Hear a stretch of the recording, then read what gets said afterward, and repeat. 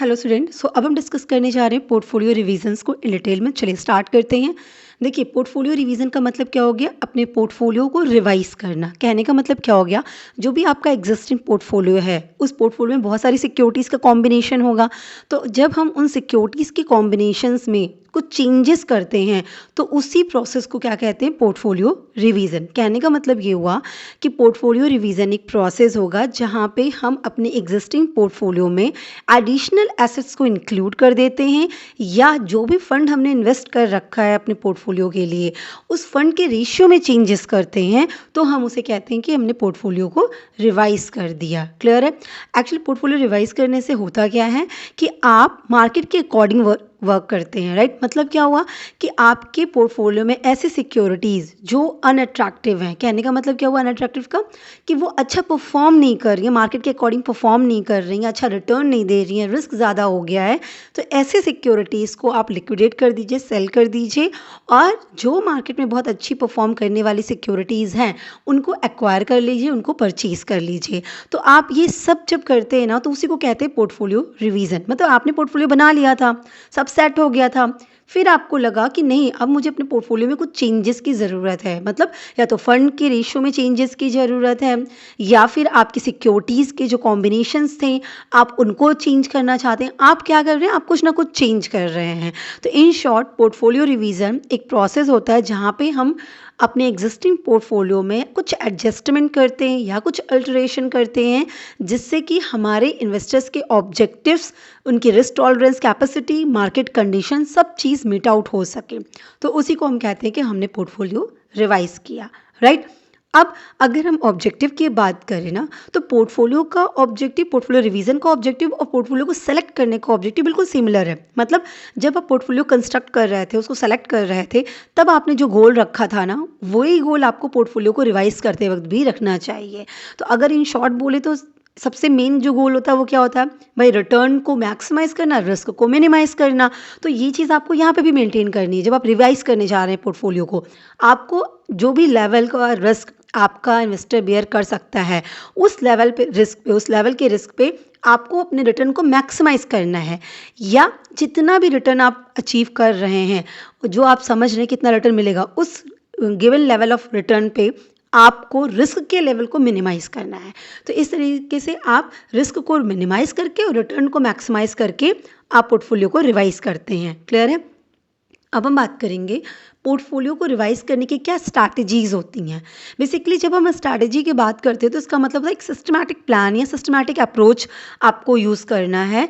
आपको मतलब इन्वेस्टर्स को या पोर्टफोलियो मैनेजर को यूज़ करना है, जिसके थ्रू वो एग्जिस्टिंग पोर्टफोलियो को अच्छे से रिव्यू कर सके, उसे इवैल्यूएट कर सके, और फिर जहाँ ज़रूरत है वहाँ अल्टर कर सके या मॉडिफाई कर सके। ठीक? तो इसी को कहते हैं पोर्टफोलियो रिवीजन स्ट्रैटेजी। तो बेसिकली ना 3 स्ट्रैटेजी है। एक हमारी एक्टिव रिवीजन स्ट्रैटेजी, एक हमारी पैसिव रिवीजन स्ट्रैटेजी, और एक हमारा आता है फॉर्मूला प्लान्स। जब हम फॉर्मूला प्लान्स करते हैं तो हमें उसके अंदर 3 चीज़ें पढ़नी पड़ती हैं। एक होता है हमारा कांस्टेंट रुपी वैल्यू प्लान, एक होता है कांस्टेंट रेशियो प्लान, और तीसरा होता है हमारा वेरिएबल रेशियो प्लान। राइट? तो ये सब चीज़ें हमें देखना पड़ता है। एक एक करके हम समझेंगे। सबसे पहले हम बात करेंगे किसकी? एक्टिव रिवीजन स्ट्रैटेजी की, कि ये क्या होता है। देखिए, नाम क्या कह रहा है? एक्टिव। आप जो रिवाइज कर रहे हैं पोर्टफोलियो को, आप जो स्ट्रैटेजी अडॉप्ट किए हैं, वो कैसे स्ट्रैटेजी है? बहुत एक्टिव स्ट्रैटेजी है। कहने का मतलब क्या हो गया कि इस स्ट्रैटेजी में हम क्या करते हैं, जो इन्वेस्टर होता है वो क्या करता है, फ्रिक्वेंट डिसीजंस लेता है। बाय करना है, सेल करना है सिक्योरिटीज़ का, मतलब जो कुछ भी आपका पोर्टफोलियो है उसमें जो भी आप सिक्योरिटीज़ को परचेज या सेल करने का डिसीजन लेने वाले हैं, वो बहुत फ्रिक्वेंट आप लेते हैं। क्यों? क्योंकि आप ये देखते हैं कि मार्केट कैसा चल रहा है, और मार्केट में जो भी आउट परफॉर्मिंग इंडेक्स है या जो आपका बेंचमार्क है, जो सिक्योरिटीज़ बहुत अच्छा परफॉर्म कर रही हैं, आप उन सिक्योरिटीज़ के अकॉर्डिंग ही अपना काम कर रहे होते हैं। अगर आपके पास वो सिक्योरिटीज़ हैं तो आप बढ़िया है, अभी अच्छा रिटर्न मिलने वाला है, तो आप उसको मेंटेन करके रखेंगे, होल्ड करके रखेंगे। आपको लग रहा है कि वो लॉस में जा सकती है तो आप उसे सेल करके निकाल देंगे, है ना? अगर आपको लग रहा है कि ऐसे सिक्योरिटीज़ के रेट बहुत कम लगे हैं इस वक्त जो कि बढ़ने वाले, तो अपने परचेज करके रख लेंगे। तो मतलब आप मार्केट के अकॉर्डिंग चलना शुरू करते हैं। उसे वो कहते हैं एक्टिव मैनेजमेंट। बहुत फ्रिक्वेंट आप डिसीजन लेते हैं, बिल्कुल अकॉर्डिंग टू मार्केट, है ना? कंटिन्यूअस बेसिस पे आप काम करते रहते हैं। तो ये ना शॉर्ट टर्म अपॉर्चुनिटीज़ को कैपिटलाइज़ करता है, मतलब इसका मेन एम होता है कि शॉर्ट टर्म अपॉर्चुनिटीज़ को जनरेट करना। जो आप कैपिटल जनरेट करेंगे या जो आप इनकम जनरेट करना चाह रहे हैं, जो रिटर्न पाना चाह रहे हैं, वो शॉर्ट टर्म बेसिस पे आप पाते रहेंगे। क्लियर है? अच्छा, एग्जांपल के लिए अगर मैं बोलूँ तो जैसे आपका जो फंड मैनेजर है बहुत एक्टिवली सेलिंग एंड बाइंग कर रहा है आपके स्टॉक का अकॉर्डिंग टू मार्केट इंडेक्स। जो मार्केट इंडेक्स में अच्छा परफॉर्म कर रही हैं उसके हिसाब से उनको बायर सेल कर रहा है, तो ये एक्टिव रिविजन स्ट्रैटेजी हो गई। वहीं पर अगर पैसिव रिविजन स्ट्रैटेजी कह रहे हैं, इसका मतलब क्योंकि पैसिव है, मतलब बहुत वर्किंग में नहीं है, उतना एक्टिव नहीं है। इसका कहने का क्या मतलब हो गया कि ये पोर्टफोलियो को रिव्यू कब करेंगे, comparison to active revision strategy बहुत लेस फ्रिक्वेंटली ये इसको रिवाइज करते हैं। ठीक है, मतलब ये लॉन्ग टर्म पर्पज पे ज़्यादा फोकस करते हैं rather than short term gains पे। तो यहाँ पे क्या करते हैं, जो इन्वेस्टर होता है वो मतलब एक बार, साल में एक बार कह लीजिए, इस तरीके से अपने फंड को रिवाइज करता है, अपने पोर्टफोलियो को रिवाइज करता है। और वो भी तब जब उसको लगता है कि भाई ज़्यादा चेंजेस आ गए, डेविएशन ज़्यादा आ गए, इन्वेस्टर का ऑब्जेक्टिव व बाकी चीज़ें मीट आउट नहीं कर रहे हैं, सिक्योरिटीज़ बहुत वेरी करने लग गई, ऐसे सब सिनारियों को देखते हुए वो जाके अपने पोर्टफोलियो को रिवाइज करते हैं। ठीक है, मतलब जब उन्हें लगता है कि वाकई में बहुत ज़रूरत है पोर्टफोलियो को रिवाइज करने की, ओनली देन वो अपने पोर्टफोलियो को रिवाइज करते हैं, अदरवाइज उनको रिवाइज करने का मन नहीं करता है। तो ऐसी स्ट्रैटेजी को हम पैसिव रिविजन स्ट्रैटेजी कहते हैं। जैसे कि एग्जाम्पल के लिए बताएं, जैसे म्यूचुअल फंड, जब म्यूचुअल फंड में जो होता है ना, वो पैसिव रिविजन स्ट्रैटेजी है। इसी तरह जो यूनिट इन्वेस्टमेंट ट्रस्ट होती है, यूआईटीज होती हैं, वो भी क्या है, आपकी पैसिव रिविजन स्ट्रैटेजी में आती है। एक्सचेंज ट्रेडेड फंड जो होता है वो पैसिव रिविजन स्ट्रैटेजी के अंदर आते हैं। क्लियर है? अब हम बात करेंगे थर्ड की, जो कि हमारा फॉर्मूला प्लान है। देखिए, फॉर्मूला प्लान मतलब आप यहाँ पे जो आपको रिवाइज करना है पोर्टफोलियो को, तो आप एक फॉर्मूला के बेसिस पे करने वाले हैं। मतलब ये क्या हो गया, प्री डिटरमाइंड रूल्स है ना, फॉर्मूला सेट है, वो आपको गाइड करेगा कि आपको कब बाय करना, कब सेल करना, कब होल्ड करना सिक्योरिटीज़ को। क्लियर है? सो फॉर्मूला प्लान जो है बेसिकली एक मैकेनिकल या रूल बेस्ड स्ट्रैटेजी है, जहाँ पे आपको प्री डिटरमाइंड, पहले से डिसाइडेड गाइडलाइंस मिलेंगी कि आप अपने पोर्टफोलियो को इस तरह से रिवाइज करिए या अपने पोर्टफोलियो में इस तरह से एडजस्टमेंट कर सकते हैं। ठीक, ये जो फॉर्मूला प्लान है हम क्यों अडॉप्ट करें? सो बेसिकली ये इसलिए अडॉप्ट करना चाहिए क्योंकि ये इमोशनल बायसनेस को कम कर देता है। ठीक है, ये डिसिप्लिन डिसीजन लेने में आपको हेल्प करता है। मतलब जैसे मुझे ऐसा लग रहा है कि मार्केट अप जाएगा तो मैं ये सिक्योरिटीज परचेज कर लूँ, तो कहीं ना कहीं ये ह्यूमन मतलब बायसनेस हो सकती है ना, वो इंस्टिंक्ट की बात हो गई। तो आप इमोशनली नहीं फील करेंगे ये कंपनी तो बड़ी अच्छी है, ये बहुत अच्छा परफॉर्म करेगी, मैं इसके शेयर्स में या इसकी सिक्योरिटीज़ में इन्वेस्टमेंट करने के बाद सोचूंगा। तो यहाँ पे क्या हो गया कि अगर फॉर्मूला प्लान चलेगा ना, तो वहाँ पे आप ये इमोशनली जो बायस होकर डिसीजन ले लेते हैं ना, वो नहीं होगा। वहाँ पे ऑलरेडी आपको एक सेट रूल मेंशंस है, तो उसके अकॉर्डिंग आपको चेक करना है कि ऐसा है तो मुझे ये डिसीजन लेना है, ऐसा है तो मुझे ये डिसीजन लेना है। तो उसी को कहते हैं formula plan, rules, predetermined rules. ठीक है, जो आपको गाइड करने वाला है। तो 3 इंपॉर्टेंट आपको प्लान्स प्रोवाइड किए गए हैं पोर्टफोलियो को रिवाइज करने के लिए फॉर्मूला प्लान के अंदर। और वो क्या क्या है? एक हमारा आ गया कांस्टेंट रुपी प्लान, दूसरा हमारा आ गया मतलब कांस्टेंट रुपी वैल्यू प्लान कहते हैं उसको, कांस्टेंट रेशियो प्लान, और तीसरा हमारा आ गया वेरिएबल रेशियो प्लान। ठीक है, एक एक करके इनको हम समझ लेते हैं। सबसे पहले हम बात करेंगे किसकी, कांस्टेंट रुपी प्लान की। देखिए, जो कांस्टेंट रुपी प्लान या कांस्टेंट रुपी वैल्यू प्लान है, ये बेसिकली क्या होता है, इसमें क्या कहा जाता है, अब आपको दिमाग में रखना है कि भाई आपको पोर्टफोलियो को रिवाइज करना है। आपने ऑलरेडी फंड इन्वेस्ट कर रखा है, आपने एक पोर्टफोलियो मेंटेन करके रखा है, उसमें पैसे लगे पड़े हैं, अब आपको उसको रिवाइज करना, अल्टर करना, एडजस्टमेंट करने हैं उसमें।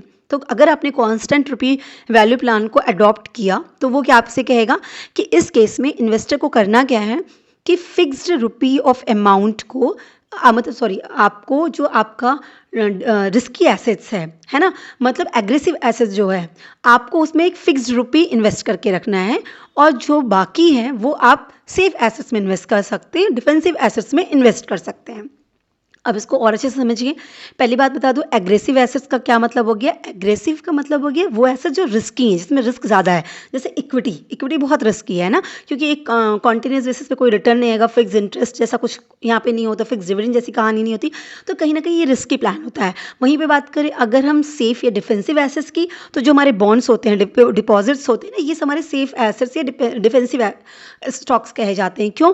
क्योंकि यहाँ पे फिक्स इंटरेस्ट रेट आपको मिलने ही मिलने वाला है ना, तो यहाँ पे सेफ रहता है। तो यहाँ पे क्या कहा जा रहा है, इस प्लान के अंदर कहा जा रहा है कि आपको क्या करना है, जो आपका एग्रेसिव स्टॉक है, जो रिस्की स्टॉक है ना, उसमें एक पैसा फिक्स कर लीजिए, ₹1 का वैल्यू आप फिक्स कर लीजिए कि हम इसमें 50 लाख लगाएंगे, इसमें 5 लाख लगाएंगे, इसमें 7 लाख लगाएंगे, जो भी अमाउंट आप फिक्स करना चाहते हैं वो अमाउंट फिक्स कर लीजिए। अपने टोटल इन्वेस्टमेंट का फिक्स कर लीजिए कि भाई इतना ही पैसा मैं रिस्की में डालूंगा, बाकी सारे पैसे हम कहाँ डालेंगे, डिफेंसिव में डालेंगे। सो बेसिकली ये एक प्लान है जहाँ पे हम अपने एग्रेसिव पोर्टफोलियो में, मतलब जो भी हमारा पोर्टफोलियो है उसमें जो एग्रेसिव स्टॉक्स हैं बेसिकली उनकी वैल्यू को हम कांस्टेंट कर देने वाले हैं और बाकी के पैसों को हम कंजर्वेटिव में लगा दे रहे हैं, मतलब कि डिफेंसिव स्टॉक में लगा देते हैं। ठीक है, अब ये जो बात कही जा रही है ना कि बाय सेलिंग इट, या जब राइसेस होंगे प्राइस, तो उसको क्या, उसका मतलब समझ लीजिएगा कि जैसे मान लीजिए कि आपने जितना भी पैसा अपने पोर्टफोलियो में इन्वेस्ट कर रखा था, आपने जितना भी एग्रेसिव स्टॉक में इन्वेस्ट कर रखा था, जितना भी डिफेंसिव स्टॉक में इन्वेस्ट कर रखा था, आपने सब मेंटेन कर रखा था। अब अगर आप कांस्टेंट रुपी वैल्यू प्लान करते हैं और आपको ये दिखता है कि आपकी जो प्राइसेस थी आपके एग्रेसिव स्टॉक की, वो प्राइसेस इंक्रीज कर गई हैं, तो आप तो कांस्टेंट रुपी वैल्यू प्लान मेंटेन करना चाहते हैं। तो ऐसे केस में अब एग्रेसिव स्टॉक में तो एक्स्ट्रा पैसा लग गया है क्योंकि उसकी वैल्यू बढ़ चुकी है मार्केट राइज होने की वजह से। तो आपको क्या करना होगा, जो एक्स्ट्रा पैसा है उसको वहाँ से निकाल लीजिए, मतलब आप उतनी सिक्योरिटीज़ को सेल कर दीजिए जिससे वो एक्स्ट्रा अमाउंट निकल जाए और आप उसको वापस से इन्वेस्ट कर दीजिए डिफेंसिव स्टॉक में। तो अगेन आपका जितना पैसा आप सोच रहे थे कि रिस्की प्रोजेक्ट में रहना चाहिए, उतना ही पैसा रिस्की प्रोजेक्ट में रहेगा। यही बात वो यहाँ पे मेंशन कर रहे हैं। ठीक है, तो ये प्लान आपको, मतलब इन्वेस्टर्स को फोर्स करता है कि भाई जब प्राइस बढ़े तो आपको क्या करना है, स्टॉक को सेल कर देना है और आपको जब प्राइस गिरने लगे तो आपको परचेज कर लेना है। मतलब आपके इन्वेस्टमेंट में जितना भी आपका एग्रेसिव स्टॉक है, जितना भी आपका रिस्की स्टॉक है, उसकी टोटल वैल्यू फिक्स कर लीजिए। अगर वो स्टॉक की वैल्यू मार्केट राइज होने से बढ़ गई है तो आप उसमें से सेल करके वापस उसी पोजीशन पे ला दीजिए।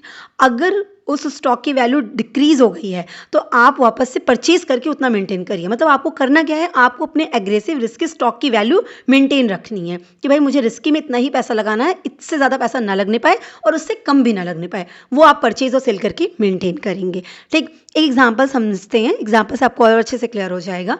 जैसे मान लीजिए कि इन्वेस्टर्स ने 1 लाख रुपया लगाया, तो उन्होंने क्या किया, 60,000 इक्विटी में लगा दिया, रिस्की एसेट्स में, और 40,000 सेफ एसेट्स में लगा दिया, बॉन्ड में लगा दिया। तो वैल्यू कितनी हो गई, रिस्की एसेट्स की वैल्यू कितनी होगी, 60,000। तो अब इनको ये मेंटेन करना है, मतलब फिक्स रुपी वैल्यू अगर हम कहें तो कितनी है रिस्की एसेट्स की, 60,000। इनको यही मेंटेन करना है। अब सपोज करिए स्टॉक मार्केट राइज होता है और आपकी जो 60,000 थे ना वो 70,000 हो गए। तो अब ये देखिए आपका एक्स्ट्रा पैसा इसमें आ गया ना। तो अब आपको क्या करना है, अगर आप कांस्टेंट रुपी वैल्यू प्लान करेंगे तो आपको क्या करना होगा, 10,000 के स्टॉक्स को, 10,000 की इक्विटी को आपको सेल कर देना होगा। ठीक, वापस से इक्विटी 60,000 की आ गई। अब जो आपने जब सेल किया पैसा आया, अब वो पैसे को आपको वापस से बॉन्ड में लगा देना होगा, आपके सेफ स्टॉक परचेज कर लेने होंगे। ठीक, जिससे कि आप वापस से इक्विटी को उसी पोजीशन पे रख सके, उतने ही रुपए की वैल्यू मेंटेन कर सके। तो ऐसे इसको समझिएगा कि जैसे मैंने कहा कि भाई मुझे रिस्क की काम करना है, तो रिस्क में मैं 5 लाख से रुपये ज़्यादा नहीं लगा सकता। तो ठीक है, आपने 5 लाख लगा दिए रिस्क वाले काम में। अब अगर मार्केट अच्छा गया और 5 लाख से अबव हो गए तो आप ये मत सोचिए कि उसमें लगा रहना चाहिए, नहीं, अबव वाले पोर्शन को आप हटा लीजिए वहाँ से, उसको वापस से 5 लाख तक ही रखिए, क्योंकि आप रिस्क कितना बियर कर सकते थे, 5 लाख ना, तो हमेशा जितना बियर कर सकते थे उतना ही पैसा वहाँ रखिए। आप 5 लाख बियर कर सकते तो 5 लाख ही रखिए। अगर उसकी वैल्यू इंक्रीज हुई तो उसको सेल करिए, उस पैसे को वहाँ से विड्रॉ करिए और जाके बॉन्ड में इन्वेस्ट कर दीजिए। ये बात कही जा रही है, इसी को बोलते हैं रीबैलेंसिंग। बात समझ में आया। अभी नेक्स्ट भी हम पढ़ते हैं, वो भी रिबैलेंसिंग का ही आपका एग्जांपल है, that is constant ratio plan. अब कांस्टेंट रेशियो प्लान क्या हो गया, देखिए यहाँ पे, वहाँ पे वैल्यू की बात कही गई थी, यहाँ पे रेशियो की बात कही जा रही है, दैट्स इट। सो यहाँ पे क्या करना होगा, जो इन्वेस्टर होता है ना, एक कांस्टेंट परसेंटेज का रेशियो मेंटेन करता है एग्रेसिव और डिफेंसिव स्टॉक के बीच में। ठीक, मतलब अगर मैंने कहा 60-40 का रेशियो है तो वो हमेशा 60-40 का रेशियो मेंटेन होना चाहिए। क्लियर है, वो रेशियो चेंज नहीं होना चाहिए। तो ये स्ट्रैटेजी है जहाँ पे रेशियो आपका फिक्स कर दिया जा रहा है, आपके दोनों स्टॉक्स के बीच में, रिस्की और सेफ स्टॉक के बीच में एक फिक्स रेशियो मेंटेन किया गया और वही रेशियो आपको हमेशा बना के रखना है। तो अगर आपका रेशियो अनबैलेंस्ड हुआ, ठीक है, मार्केट मूवमेंट की वजह से वो रेशियो चेंज हो गया, तो ऐसी सिचुएशन में आपको क्या करना होगा, अपने जो भी एसेट्स आपका ओवर परफॉर्म कर रहा होगा, आपको वहाँ से निकाल के उसको अंडर परफॉर्म पोर्शन में इन्वेस्ट कर देना होगा। ठीक है, जिससे आपका वापस से रेशियो मेंटेन हो जाए। यहाँ बात समझ में गई। यही तो रीबैलेंसिंग, रीबैलेंस करिए। सेम है जैसे आपने वैल्यू किया था ना, कांस्टेंट वैल्यू प्लान, रुपी वैल्यू प्लान, ऐसे सेम है ये। वहाँ पे आप अमाउंट की बात कर रहे थे, यहाँ पे आप परसेंटेज की बात कर रहे हैं, दैट्स इट, है ना। इसी को रीबैलेंसिंग कह रहे हैं, आप अपने पोर्टफोलियो को रीबैलेंस कर रहे हैं। तो जैसे मान लीजिए कि 1 लाख इन्वेस्ट किया था, 60,000 इक्विटी में, 40,000 बॉन्ड में, तो 60 इक्विटी, 60 और 40 का रेशियो आपने मेंटेन किया था। अब अगर मार्केट राइज हुआ और इक्विटी 70 हो गया, तो बट ऑब्वियस बात है डेब्ट आपका 30 हो गया। अब क्या रेशियो बन गया, 70-30 का रेशियो बन गया। अब ऐसे सिचुएशन में आपको क्या करना होगा, आपको वापस से रिस्टोर करना 60-40 में। तो अब आपको सब कुछ इक्विटीज़ को सेल करके डेप्ट को खरीदना है, जिससे कि वापस से 60-40 का रेशियो मेंटेन हो जाए। इसी को भी बोल रहे हैं रीबैलेंसिंग। आपको याद हो तो पोर्टफोलियो रिवीजन की 3 टेक्निक बोली जाती है, रीबैलेंसिंग, रीएलोकेशन एंड स्विचिंग। तो रीबैलेंसिंग यही है, वापस से रीबैलेंस करिए, आप रेशियो को मेंटेन करिए, ठीक है, आप रुपये की वैल्यू को मेंटेन करिए, दैट इज रीबैलेंसिंग। ठीक, नेक्स्ट हमारा आता है वेरिएबल रेशियो प्लान। अब वेरिएबल रेशियो प्लान क्या हो गया, ये मतलब जैसे आप कांस्टेंट रेशियो प्लान में करते थे ना कि रेशियो फिक्स कर लेते थे, यहाँ पे आपको ना रेशियो चेंज करने का ऑप्शन मिल जाता कि मार्केट कंडीशन देखिए और उसके हिसाब से आप अलाउ करिए कि किस स्टॉक में कितना रेशियो रहना चाहिए, ठीक है। अब यहाँ पे ऐसा होता है कि जब मार्केट बहुत लो जाता है तो हो सकता है कि हमको एग्रेसिव प्लान जो है वो ज़्यादा यूज़ करना है, और जब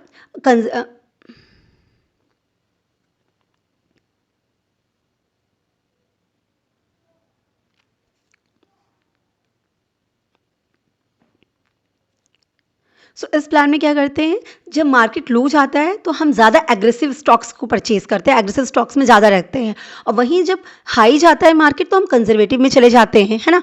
तो कैसे जाते हैं वैसे भी समझ लीजिएगा। देखिए यहाँ पे आपको इक्विटी और बॉन्ड का जो रेशियो है, मतलब आपके सेफ स्टॉक का और रिस्की स्टॉक का, या मैं कहूँ एग्रेसिव और डिफेंसिव स्टॉक का जो रेशियो होता है ना, वो चेंज करने का ऑप्शन रहता है according to your market condition. तो अगर आपका इक्विटी जो है ना, वो इंक्रीज कर रही है, तो इसमें होगा क्या कि अगर मार्केट कम जा रहा है, मार्केट लो जा रहा है, तो ऐसे सिचुएशन में आपको इक्विटी परचेज कर लेना चाहिए, क्योंकि आपको सस्ते रेट में इक्विटी मिल जा रहे हैं, एग्रेसिव स्टॉक आपको सस्ते रेट में मिल जा रहे हैं, ठीक। वहीं पे अगर मार्केट आपका हाई जा रहा है तो आपको अपनी इक्विटी को डिक्रीज करना चाहिए, क्यों, क्योंकि आप जल्दी से उसको सेल करके अपना प्रॉफिट मेंटेन कर लीजिए, प्रॉफिट ऐड ऑन कर लीजिए अपने यहाँ पे, ठीक। तो ये चीज़ कहा जाता है कि आपको मार्केट के हाई होने पर आपको डिफेंसिव स्टॉक में ज़्यादा रहना है, ठीक। आप कंजर्वेटिव, आप क्या करेंगे, कंजर्वेटिव स्टॉक में ज़्यादा रहेंगे, आप क्या करेंगे, अपने एग्रेसिव स्टॉक को सेल करके प्रॉफिट बुक करेंगे, और वहीं पे अगर मार्केट लो जाएगा तो आप अपने एग्रेसिव स्टॉक को और परचेज कर सकते हैं, क्योंकि वो चीप हो गए हैं, ठीक।